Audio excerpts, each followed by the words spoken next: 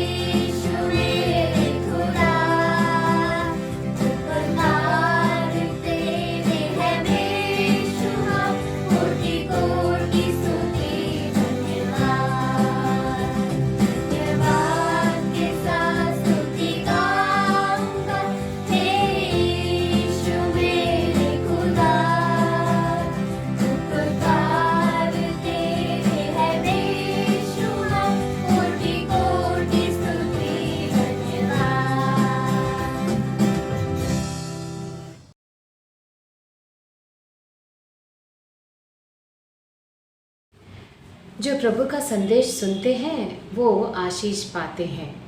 प्रभु की ओर देखते हुए ये आशा करें कि आज कुछ नया सीखें उनके वचनों से और वे हमसे प्रत्येक रूप से बात करें। चलिए सुनते हैं प्रभु का संदेश उनके दास के द्वार।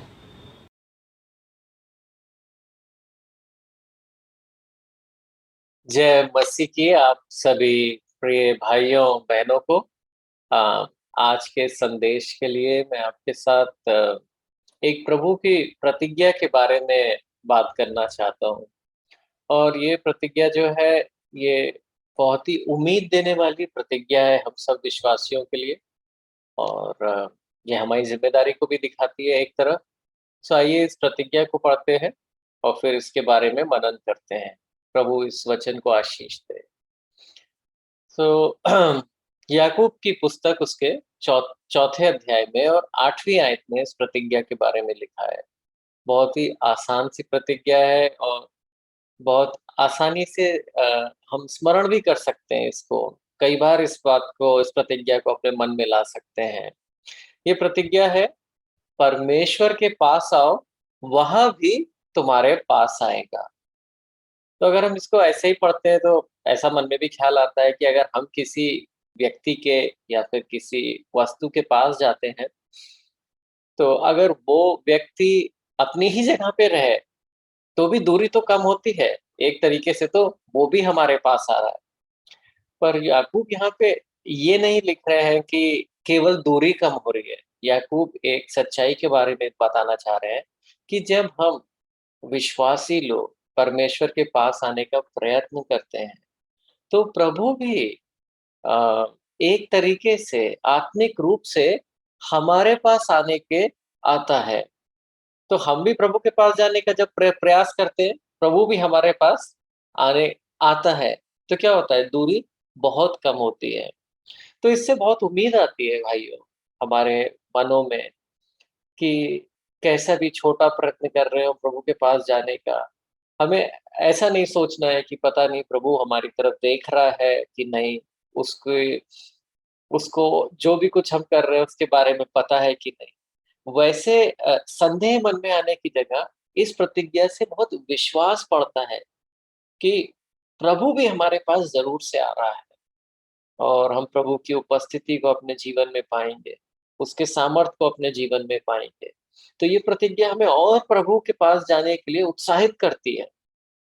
और एक बात और भी दिखाती है कि इसमें लिखा हुआ है कि परमेश्वर के पास आओ तो वो तुम्हारे पास आएगा। तो कौन पहले पास आ रहा है?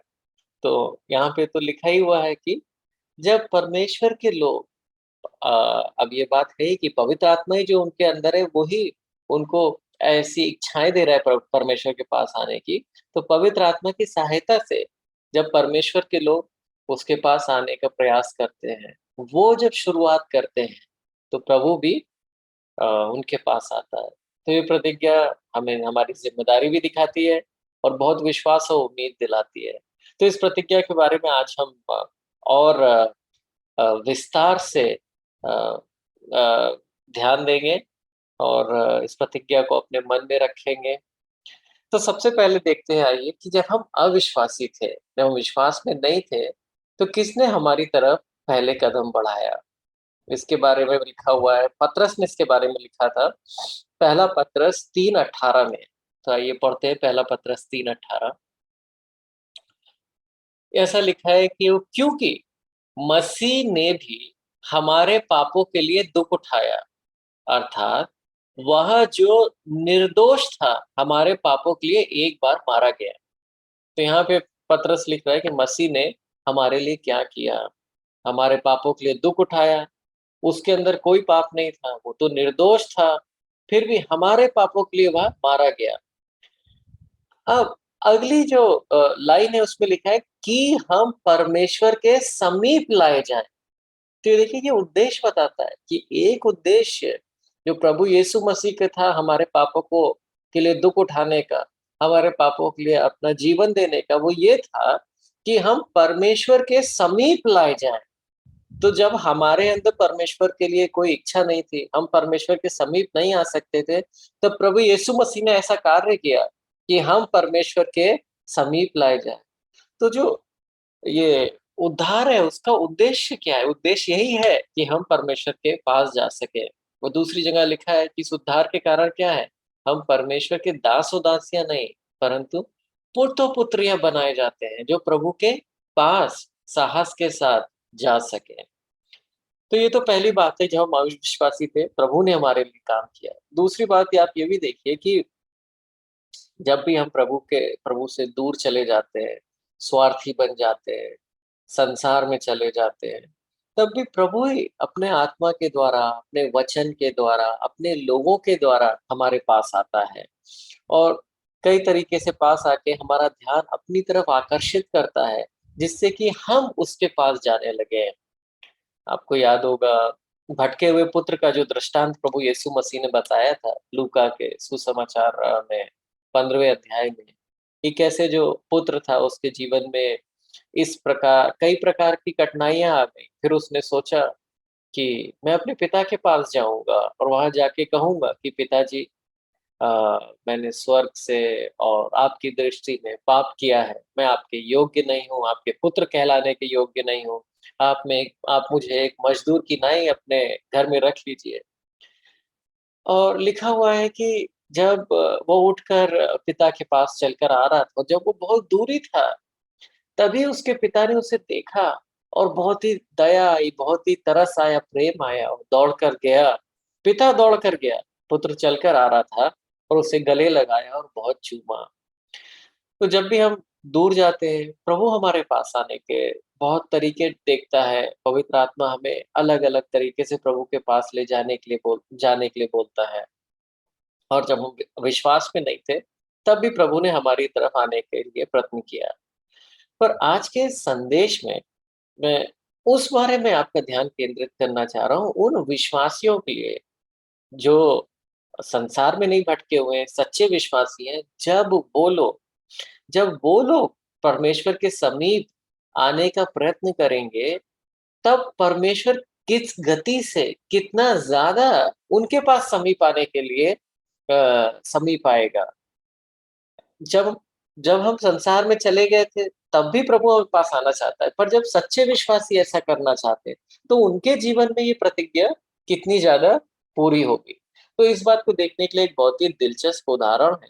उस उदाहरण के बारे में देखेंगे, थोड़ा डिटेल में उस उदाहरण के बारे में देखेंगे, जिससे कि हमें ये प्रतिज्ञा और समझ में आए और ये बिल्कुल हमारे मन में रह जाए कि हम अपने मन में इस प्रतिज्ञा को बार-बार बोलें कि प्रभु के समीप जाओ, वो तुम्हारे समीप आएगा। जब मैं प्रभु के समीप जाऊँगा, वो मेरे समीप आएगा और हमारे मन में और विश्वास बढ़े प्रभु और ऐसे हम अलग-अलग तरीके सोचें कि हम कैसे प्रभु के समीप जा सकते हैं। तो आइए उस उदाहरण के बारे में देखते हैं, बहुत ही मज़ेदार उदाहरण है और ये उदाहरण जो है कि एक स्त्री के बारे में है। उनका नाम था मरियम मगदलीनी। सो शुरू करते हैं मरकुस सुसमाचार से।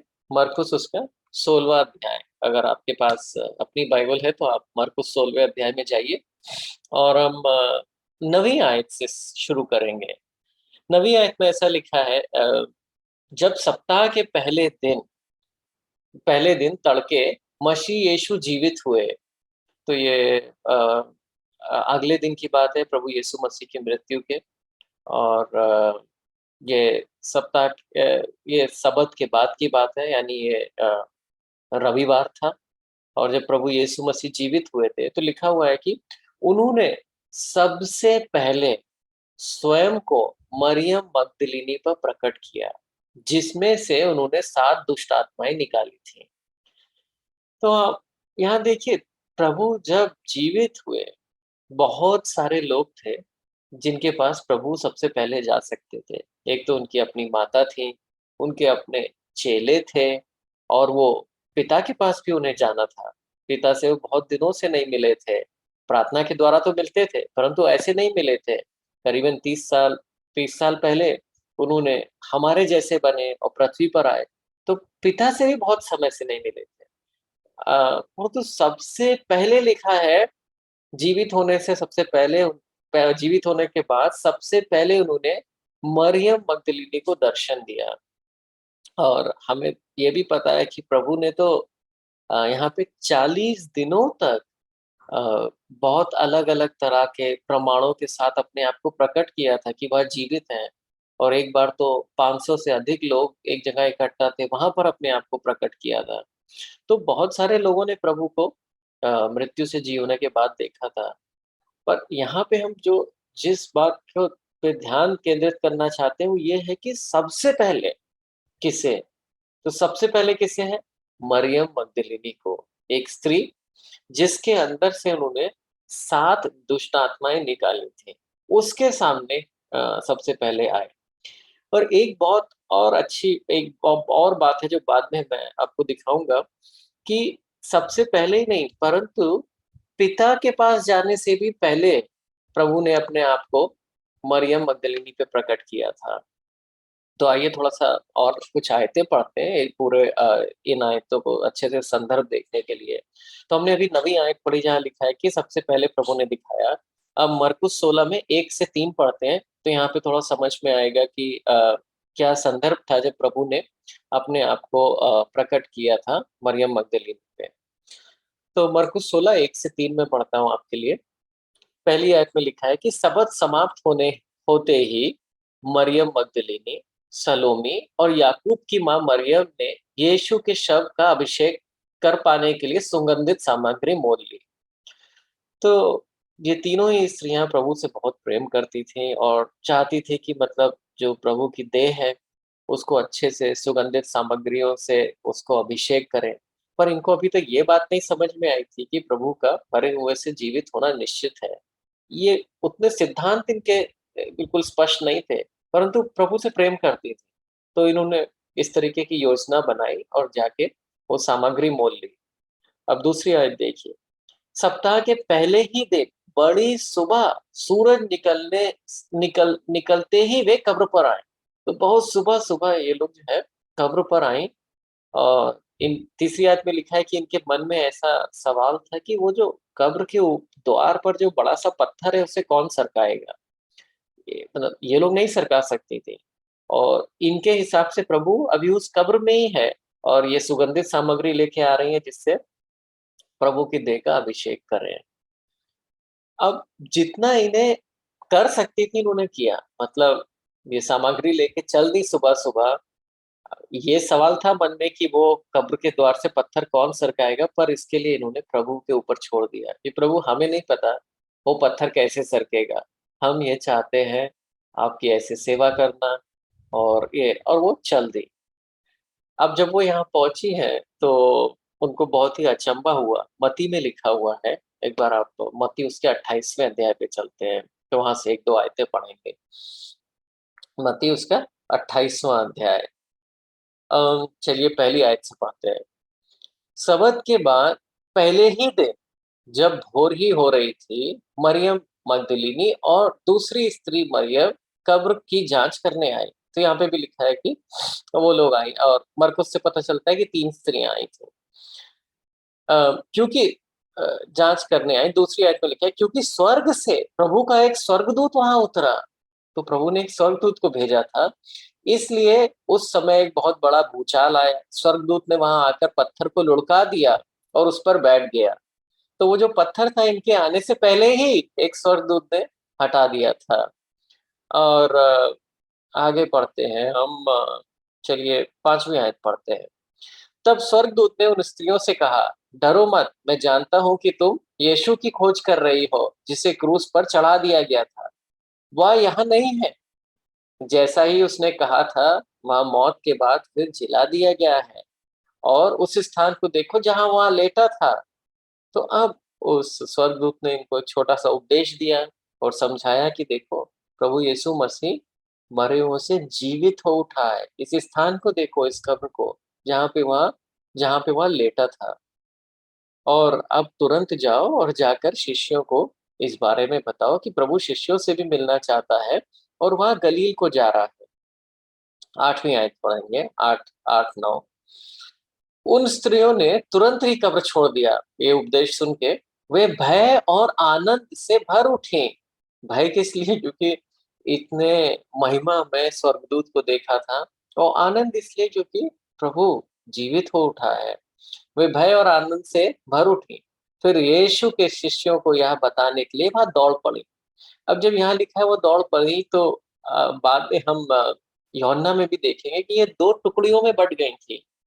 मरियम मगदलिनी जो थी वो उम्र में कम थी, तो वो जो है पतरस और यूहन्ना जो दूसरी जगह पे थे उनको बताने के लिए दौड़ पड़ी, जो जहां तक मुझे लगता है ज्यादा दूरी पर होंगे। और जो बचे शिष्य थे वो कहीं और थे, उनको बताने के लिए सलोमी व याकूब की माँ मरियम जाने लगी। तो ये दो टुकड़ियों में बट गई। अच्छी योजना बनाई इन्होंने, क्योंकि शिष्य एक ही जगह नहीं थे, दो जगहों पे थे। अब देखिए 9वीं आयत में, अचानक यीशु उनसे मिला। किन से मिला? सलोमी और याकूब की माँ मरियम से मिला और बोला, अरे तुम। वे उसके पास आई और उन्होंने उसके चरण पकड़ लिए और उसकी उपासना करी। तो यहाँ से प्रमाणित होता है कि जो दूसरा दर्शन प्रभु ने दिया था वो इन स्त्रियों को दिया था। पहला दर्शन किसे दिया? मरियम मगदलिनी को। मरकुस में हमने पढ़ा था ना, मरकुस 16:9 में लिखा था। और दूसरे दर्शन किसको दिए? दूसरे दर्शन इन दो स्त्रियों को दिए थे। तो आप देखिए कैसे स्त्रियों ने पुरुषों को छोड़ दिया पीछे, और प्रभु के जीवित होने के बाद प्रभु ने उनको दर्शन दिए हैं पहले। और ये दिखाता है, जो प्रतिज्ञा के बारे में हम आज मनन करना चाहते हैं, जो भी प्रभु के पास आने का प्रयास करेगा प्रभु उसके पास आएगा। आइए आगे पढ़ते हैं। तो उन उन स्त्रियों ने क्या किया? प्रभु को देखते ही फौरन उसके चरण पकड़ लिए और उसकी उपासना करने लगी। तो फिर से प्रभु ने उनको बोला कि उठ जाओ। 10वीं आयत में, तब यीशु ने उनसे कहा, डरो मत, मेरे बंधुओं के पास जाओ, उनसे उनसे कहो कि वे गलील के लिए रवाना हो जाए, वहीं वे मुझे देखेंगे। तो प्रभु ने बोला, मैं गलील को जा रहा हूँ, वहीं अपने शिष्यों को भी बोलो। यही बात स्वर्गदूत ने भी बोली थी ना, जब स्वर्गदूत आया था कि प्रभु गलील की ओर जा रहा है और तुम वहां जाके शिष्यों को बोलो। अब यहाँ तो ये पता चलता है कि दूसरी बार प्रभु ने दर्शन दिए, पर पहली बार जो मरकुस 16 में पढ़ा था ना कि पहले दर्शन जो है मरियम मगदलिनी को दिए थे, उसका विस्तार वर्णन कहाँ पे है? तो उसका वर्णन जो है वो यूहन्ना के सुसमाचार में है। तो वहां थोड़ा पता चलता है कि क्या हुआ था, कैसे प्रभु ने मरियम को पहले दर्शन दिए थे। और वहीं से एक बहुत महत्वपूर्ण बात आती है जो मैं आपके सामने लाना चाहता हूँ। तो चलिए यूहन्ना उसके 20वें अध्याय पे चलते हैं और पहली आयत से पढ़ेंगे। अ, सप्ताह के पहले दिन मरियम मगदलिनी भोर को अंधेरे रहते ही कब्र पर आई और पत्थर को कब्र से हटा हुआ देखा। तो हमें पता है ना कि मरियम मगदलिनी अकेले नहीं, परंतु सलोमी और दूसरी मरियम के साथ आई थी। जब ये आई थी तो उन्होंने पत्थर हटा हुआ इसलिए देखा था क्योंकि एक स्वर्गदूत ने आकर उसको लुढ़का दिया था।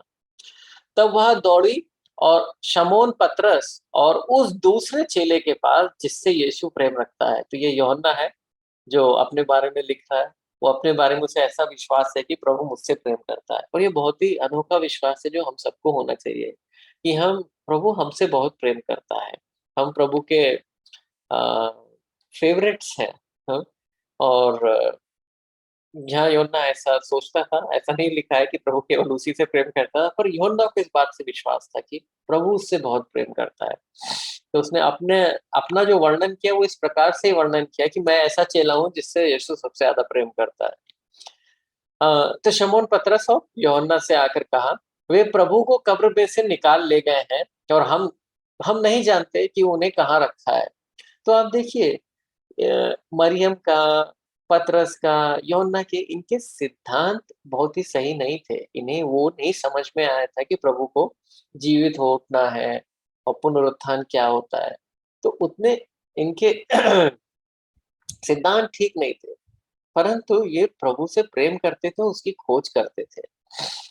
अब तीसरी आयत से लेके 8वीं आयत तक लिखा हुआ है कैसे पतरस और यूहन्ना ने जाकर प्रभु यीशु मरियम की बात सुनकर वहां पे आए और आकर देखा। तो आइए 3 से 8 पढ़ते हैं।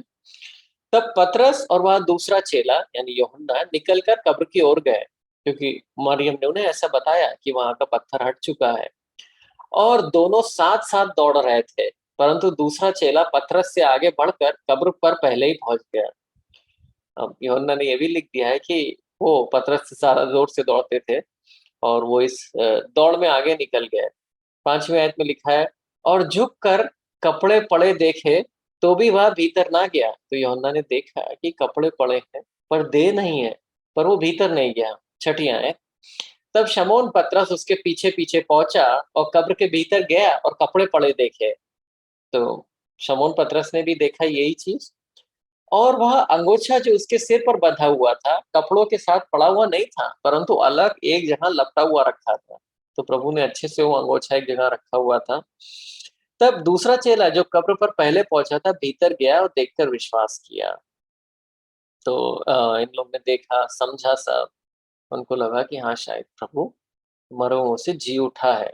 9वीं आयत में लिखा है, वे तो अब तक पवित्र शास्त्र की ये बात ना समझे थे कि उसे मरे हुओं से जीवित हो उठना है। और 10वीं आयत में लिखा है कि फिर ये चेले घर लौट गए। तो चेले आए, चेलों ने आकर देखा और घर लौट गए। अब 11वीं आयत से देखिए, यहाँ 11वीं आयत से हमें उस बात का वर्णन होता है कि किस प्रकार प्रभु ने मरियम को पहली बार दर्शन दिए। परंतु मरियम कब्र की गुफा के बाहर खड़ी रो रही थी। उसने रोते रोते झुककर कब्र की गुफा के अंदर झांका। उसने देखा कि जिस स्थान पर मसीह यीशु का शव रखा था वहां सफेद कपड़ों में दो स्वर्गदूत बैठे हैं, एक स्वर्ग के पास और दूसरा पैर के पास। अब ये स्वर्गदूत पतरस और यूहन्ना को नहीं दिखे थे, ये मरियम को दिखे हैं। पतरस यूहन्ना आके देख के समझ के चले गए, पर उनको इन स्वर्गदूतों के दर्शन नहीं हुए। आप देखिए, और ना ही उस स्वर्गदूत का दर्शन हुआ जो पत्थर के ऊपर बैठा था, परंतु मरियम को ये सारे स्वर्गदूत दिख रहे हैं। 13वीं आयत, जो स्वर्गदूत थे उन्होंने मरियम से पूछा, तुम क्यों रो रही हो? उसने उत्तर दिया, वे मेरे प्रभु को यहाँ से ले गए हैं और मैं यह नहीं जानती कि उन्होंने उन्हें कहाँ रखा है। यह कहकर वह पीछे मुड़ी तो मसीह यीशु को खड़े देखा, किंतु वह पहचान न सकी कि वह मसीह यीशु है।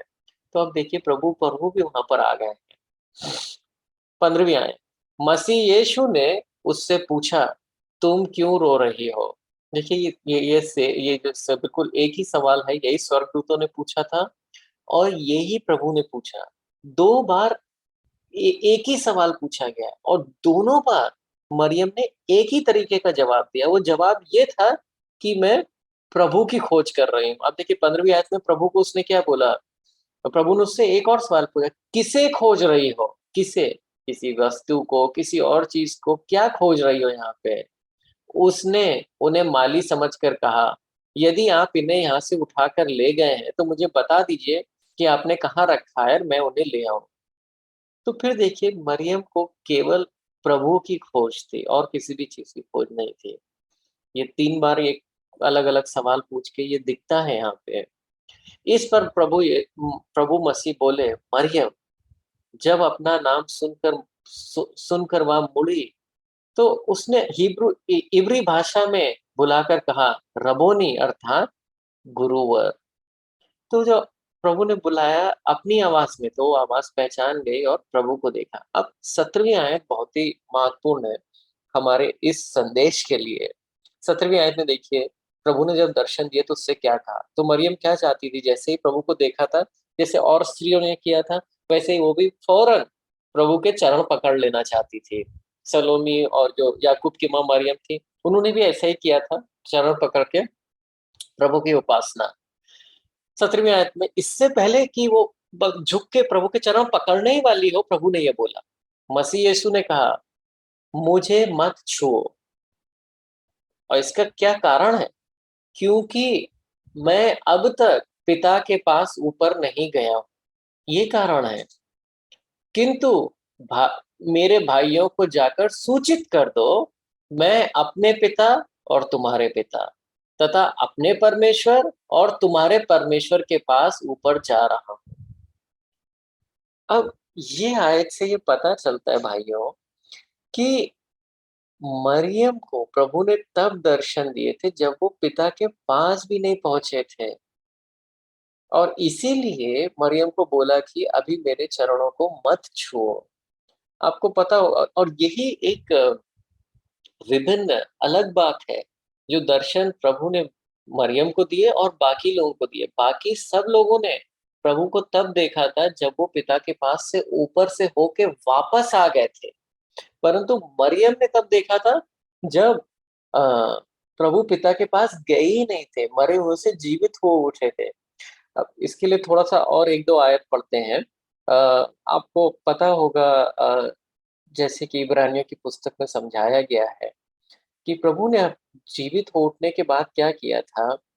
अ, अपना ही लहू लिया था, क्योंकि बकरों बछड़ों के लहू से हमारे पापों का उद्धार नहीं हो सकता है। तो प्रभु अपने ही लहू से स्वर्ग में जो परम पवित्र स्थान है वहां पर प्रवेश किया था प्रभु ने, और वहां पर अपने लहू से प्रवेश कर कर हमारे पापों के लिए अनंत काल के लिए छुटकारा जो है वो सुनिश्चित किया था।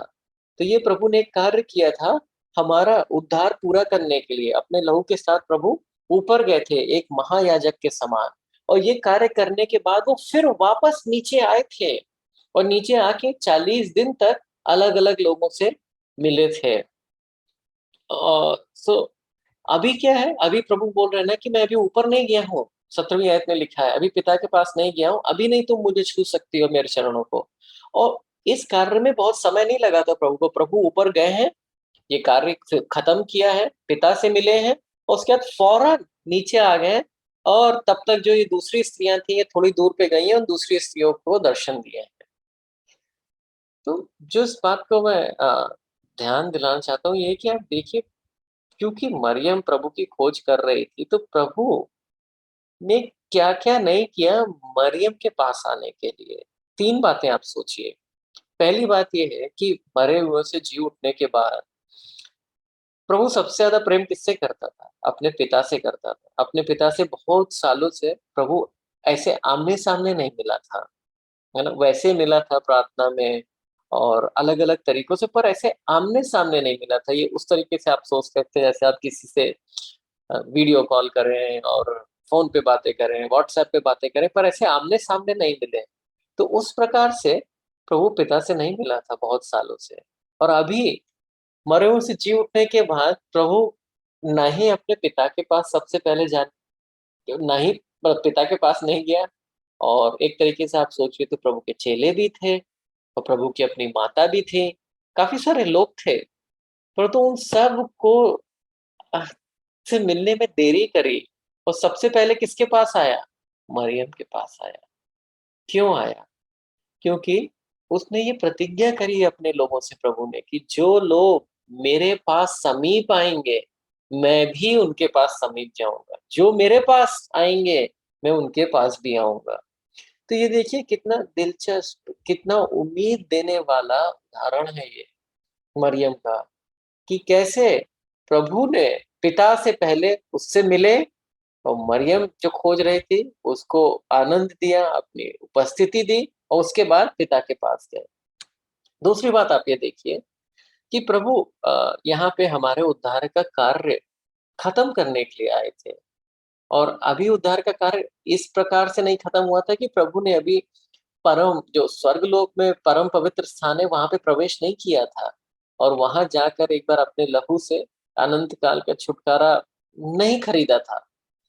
यहाँ पर तो सब खत्म हो गया था, पर ये परंतु ये कार्य भी करना था प्रभु को, और इसलिए ऊपर जाना था।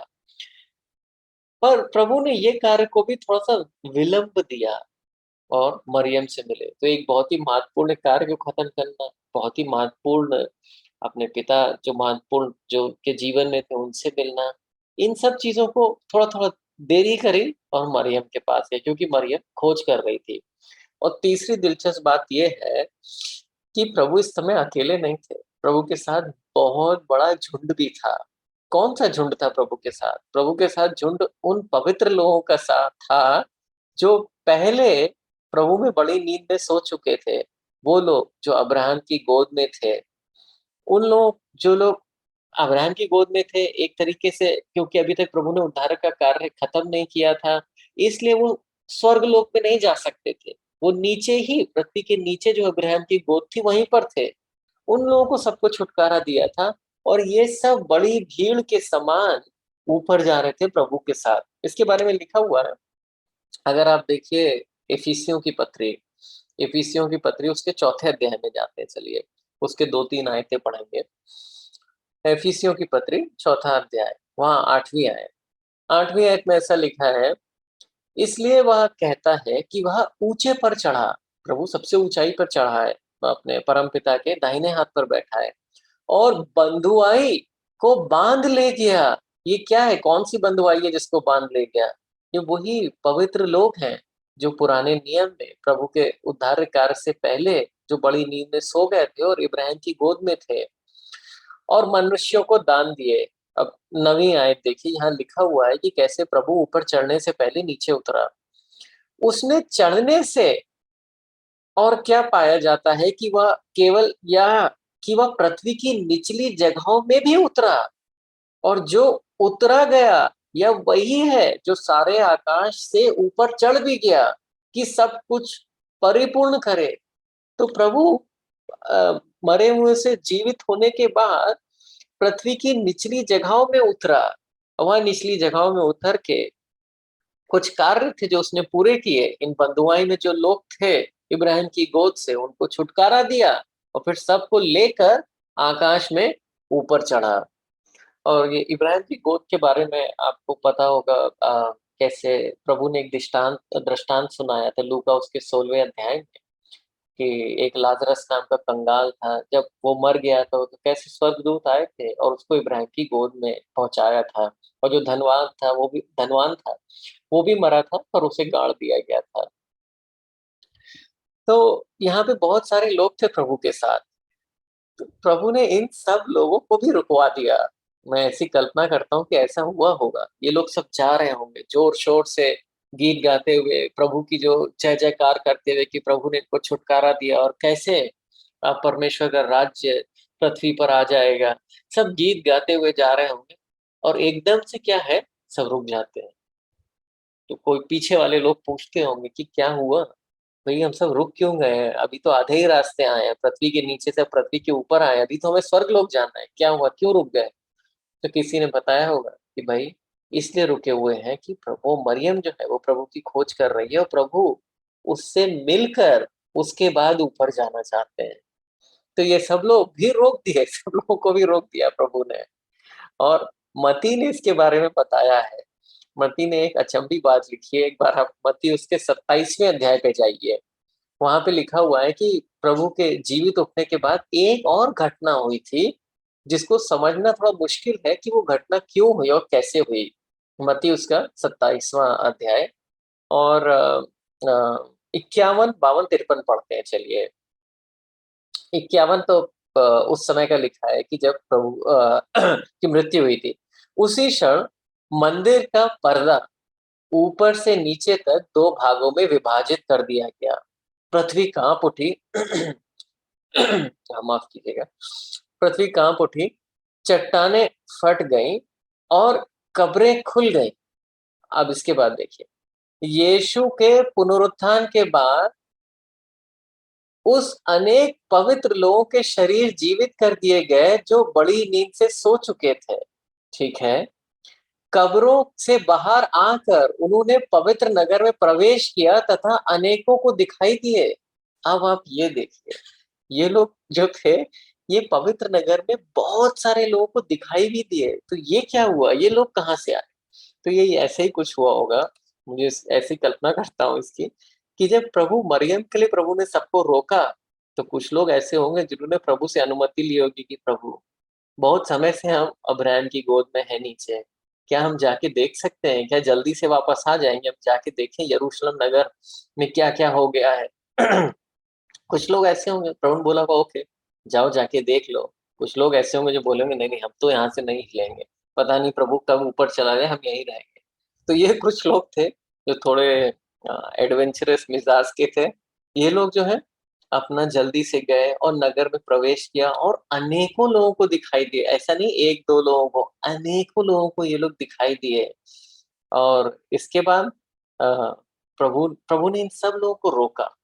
क्यों रोका? एक जने के लिए, मरियम एक स्त्री के लिए, जिस जो प्रभु की खोज कर रही थी। तो यहाँ से हम क्या देखते हैं, प्रभु कितना उस प्रतिज्ञा को रखना चाहता है। जो लोग प्रभु के पास आना चाहते हैं, प्रभु उनके पास कितना आना चाहता है। प्रभु ने अपने पिता से मिलने का समय थोड़ा देरी किया। प्रभु ने जो उद्धार का कार्य था उसे पूरी तरह से खत्म करना देरी किया।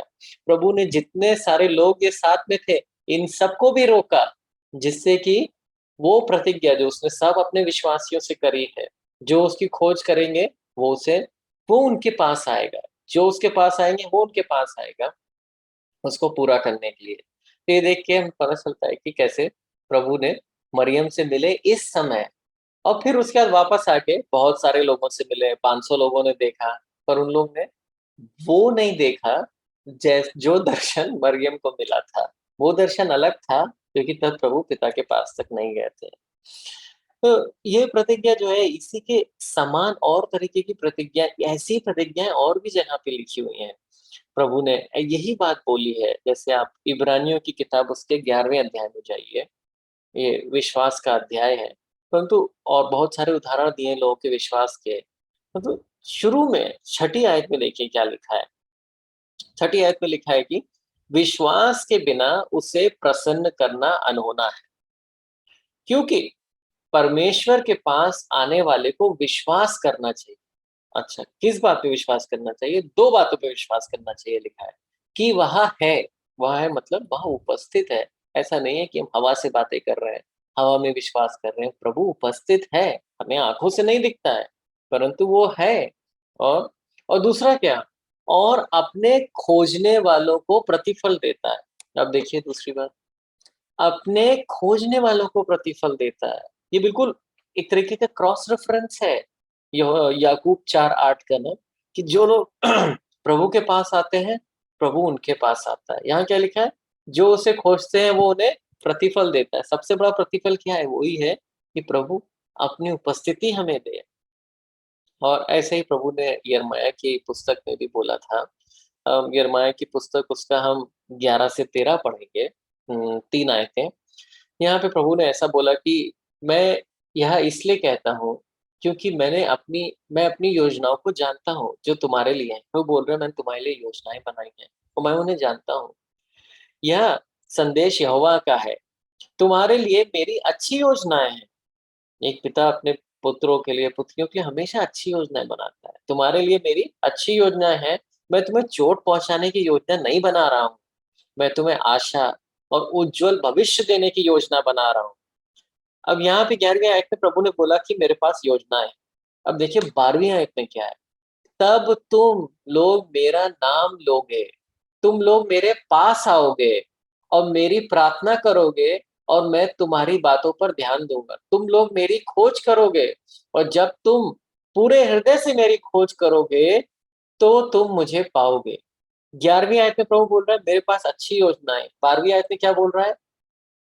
तुम्हें जब ये पता चलेगा कि मेरे पास अच्छी योजना है तो तुम क्या करोगे? तुम मेरे पास आओगे, और जब तुम मेरे पास आओगे मैं तुम्हारे पास आऊंगा। जब तुम मेरी खोज करोगे, और जब तुम मेरी खोज पूरे हृदय से करोगे तो तुम मुझे पाओगे। तब वो योजनाएं तुम्हारे जीवन में दिखेंगी। तो देखिए ये प्रतिज्ञा जो है, और इब्रानियों की किताब में ये एक ही बातों को बता रहे हैं कि जो विश्वासी लोग प्रभु के पास आने का प्रयास करते हैं, प्रभु भी उनके पास आता है। अब कुछ बातें और आपको हम दिखाना चाहता हूँ जल्दी से यहाँ पे, कि आप देखिए मरियम जो है ना, वो प्रभु की खोज कर रही थी और किसी चीज की नहीं खोज कर रही थी। ऐसा नहीं था उससे मरियम से अगर कोई पूछे कि तुम किस चीज की खोज कर रहे हो, एक ही सवाल का उसका उत्तर यही था, वो मेरे प्रभु को यहाँ से ले गए हैं, मेरे प्रभु को कहीं गाड़ दिया है, मेरे प्रभु को कहाँ रखा है। तो प्रभु की खोज है ना? तो जब हम प्रभु की खोज करते हैं ना कि किसी अ, और चीज की, तब ये प्रतिज्ञा और हमारे जीवन में पूरी होती है। और दूसरी बात मैं आपको ये बताना चाहता हूँ कि आप देखिए मरियम मरियम के पुराना जीवन उतना अच्छा नहीं था। हाँ, लिखा हुआ है कैसे प्रभु ने उसके उसके अंदर से 7 दुष्ट आत्माएं निकाली। किसी के अंदर जब 7 दुष्ट आत्माएं हैं तो दुष्ट आत्माएं दुष्ट कार्यों को ही प्रेरणा देती हैं, और बहुत तरह की शारीरिक तकलीफों तकलीफों के लिए प्रेरणा शारीरिक तकलीफें देती, तो पुराना जीवन बहुत अच्छा नहीं होगा। और उसका पुराना जीवन कैसा भी था, उसके कैसे भी पाप रहे हो वो सब क्षमा हो गए, और अब उस पुराने जीवन का अब उसके वर्तमान में और भविष्य में उसका कुछ वो नहीं है कि अब एक बार वो क्षमा हो गए, तो उसकी क्षमा हो गई है। उसके पुराने जीवन में क्या हुआ? उसने उस पुराने जीवन को याद करके उससे प्रभु के लिए अपना प्रेम ही बढ़ाया। उससे वो निराश नहीं हुई कि अरे मेरा पुराना जीवन ऐसा था, पता नहीं।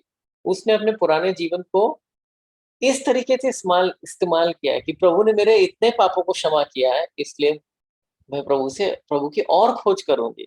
तो देखिए पुराने जीवन का उतना अंतर नहीं है और हम अपने पुराने जीवन को अपने अ, अगर खराब भी है तो उसको हम अपने हित में उसका इस्तेमाल कर सकते हैं, प्रभु की दया, प्रभु की दया के बारे में सोच के। और एक बात ये है कि आप देखिए, इस बात का भी कोई अंतर नहीं कि पुरुष है, स्त्री है, धनवान है, ये प्रतिज्ञा के काम करने के लिए इन सब बातों का कोई अंतर नहीं है। कि किसको कितना ज्ञान है। ये प्रतिज्ञा उन सब विश्वासियों के लिए काम करेगी जो प्रभु के पास आने का प्रयत्न करेंगे। मरियम एक स्त्री थी और जहाँ तक मतलब बहुत ऐसा नहीं लगता है उसको देख के कि उसके उसको बहुत ज्ञान था, उसे सब समझ में आया था सिद्धांत की कब कब प्रभु का मरो से जीवित खो उठना, ये बात नहीं समझ में आई, परंतु इस बात का उतना अंतर नहीं पड़ता है भाई। तो प्रिय भाइयों बहनों, प्रभु की जो लोग खोज करते हैं और जो प्रभु के पास आते हैं वो उनके पास आता है, इन सब बातों को उतना अंतर नहीं पड़ता। और एक बात आप देखिए कि ज्ञान का भी उतना फर्क नहीं पड़ता है। अच्छी बात है अगर हमें पवित्र शास्त्र का ज्ञान हो और प्रभु की इच्छा का ज्ञान हो, वो अच्छी बात है, परंतु ज्ञान जो है वो प्रभु को आकर्षित नहीं करता है इतना। ऐसा नहीं कि जो ज्ञानी लोग हैं प्रभु उनके पास प्रकट हो रहा है, ज्ञान प्रभु को आकर्षित नहीं करता है। प्रभु को क्या आकर्षित करता है? उसके लिए भूख प्यास, उसके लिए प्रेम। और कई बार तो ज्ञान जो है वो लोगों को अहंकार से भर देता है। तो ज्ञान के पीछे भागने का नहीं है, ज्ञान के पीछे भागने का नहीं, प्रभु के पीछे भागने का है। तो आप देखिए, एक बार वो प्रभु के पीछे भाग गई तो उसको सही ज्ञान भी आ गया। अब मरियम को कोई भी ऐसा धोखा नहीं दे सकता है कि पता नहीं प्रभु को जीवित होना हुए कि नहीं हुए, क्योंकि उसने उसका अनुभव कर लिया, है ना। देखिए 18वीं आयत में क्या लिखा है, यूहन्ना सुसमाचार में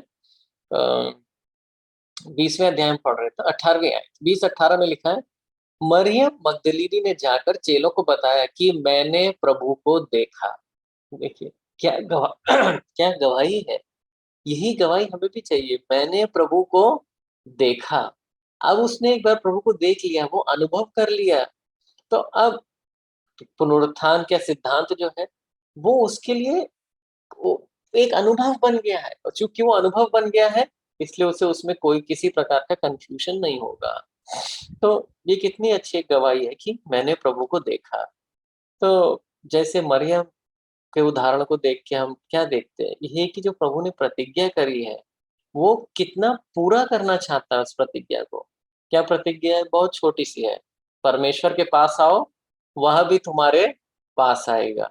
तो इसको याद रखिए, मैं भी याद रखूं, आप भी याद रखिए, और थोड़ा सा अगर इसे बदल सके तो ऐसे भी बदल सकते हैं, परमेश्वर के पास आओ, वह भी तुम्हारे पास और जोर से आएगा। यहाँ देख के तो यही लगता है ना कि मरियम ने भी परमेश्वर के पास आने के लिए जोर लगाया और प्रभु भी मरियम के पास आने के लिए जोर लगाया।